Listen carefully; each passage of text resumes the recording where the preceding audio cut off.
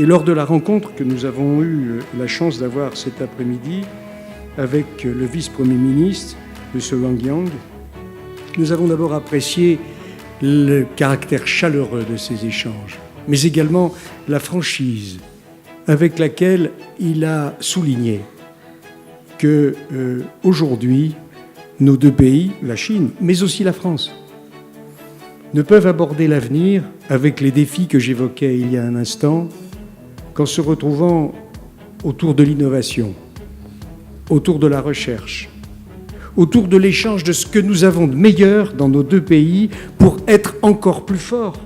Voilà 50 ans que nous avons des relations diplomatiques. Voilà 35 ans que le comité France-Chine travaille à la coopération entre nos deux pays.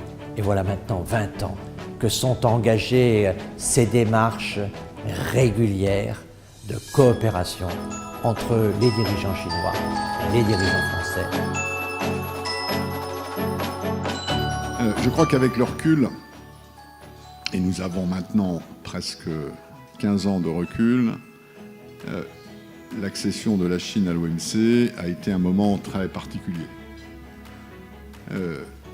Et il a représenté pour la Chine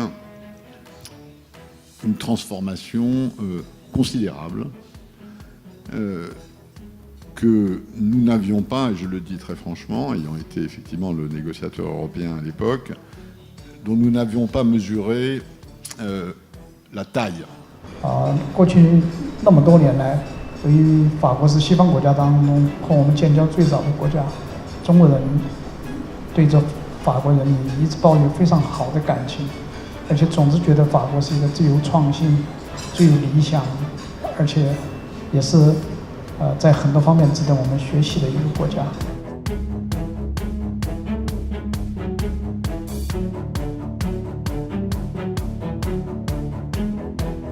Travaillons en toute confiance avec nos amis chinois, sachant qu'en finale, ce qui sera bon pour la Chine sera bon pour la France, ce qui est bon pour la France sera bon pour la Chine et sera bon pour le monde. 尊重别人的知识，保护别人的知识，这是做学者、做一个社会人他的基本的道德的准则。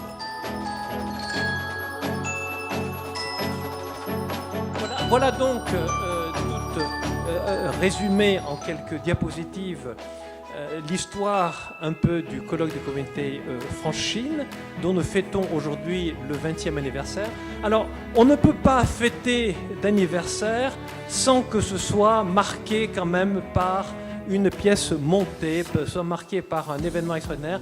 Donc nous avons aussi préparé une pièce montée et nous vous proposons d'applaudir l'arrivée de la pièce montée, donc, qui va fêter le 20e anniversaire du colloque. Il s'avère que le comité France-Chine a été fondé par Paul Berliet et que la fille de Paul Berliet est aujourd'hui dans cette salle puisqu'elle s'appelle aujourd'hui Madame Mérieux. Et donc je pense que la fille du créateur du comité France-Chine doit avoir l'honneur et le privilège de couper cette pièce montée.